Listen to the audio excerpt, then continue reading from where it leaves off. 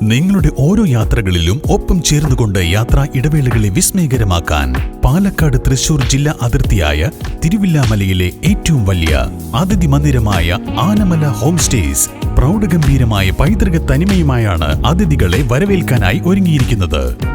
വെള്ളിനേഴിയിലെ കലാഗ്രാമം വെറും വെള്ളാനയായി മാറിയെന്ന് ഷൊർണൂർ നിയോജകമണ്ഡലം BJP സ്ഥാനാർത്ഥി ശങ്കുട്ടി ദാസ്.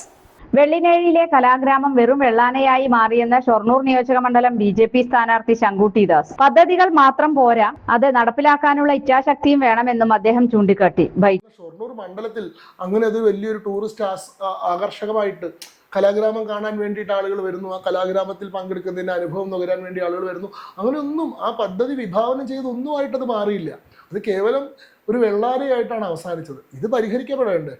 നല്ല പദ്ധതികൾ മാത്രം പോരാ, ആ പദ്ധതികൾ നടപ്പാക്കാനുള്ള ഇച്ഛാശക്തി വേണം.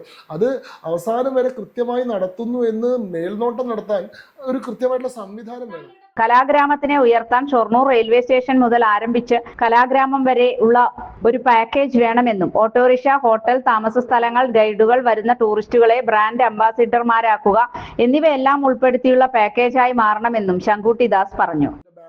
ഇതൊക്കെ വെച്ച് കഴിഞ്ഞാൽ ഇവർക്ക് കലാഗ്രാമം സന്ദർശിക്കുന്ന ആളുകൾക്ക് ഒരു 10% ഡിസ്കൗണ്ട് കൊടുക്കാൻ സാധിച്ചു കഴിഞ്ഞാൽ കലാഗ്രാമത്തിലേക്ക് തന്നെയുള്ളൊരു പ്രത്യേക ഓട്ടോ സർവീസ് കൊണ്ടുവരാൻ സാധിക്കും. അവർക്ക് വേണ്ടിയിട്ട് ഹോട്ടലുകളിൽ കലാഗ്രാമവുമായിട്ട് അസോസിയേറ്റ് ചെയ്തിട്ടുള്ള ഹോട്ടലുകൾ, അത് കലാഗ്രാമത്തിലേക്ക് വരുന്ന ആളുകൾക്ക് ഭക്ഷണം കഴിക്കാനുള്ള പ്രത്യേക സംവിധാനം, അവർക്കൊരു ഡിസ്കൗണ്ടഡ് റേറ്റിൽ അത് കൊടുക്കാൻ കഴിയുന്ന സംവിധാനം, അവർക്ക് താമസിക്കാൻ ഹോട്ടലുകളുമായിട്ട് നമ്മളൊരു ടൈപ്പ് ഉണ്ടാക്കണം.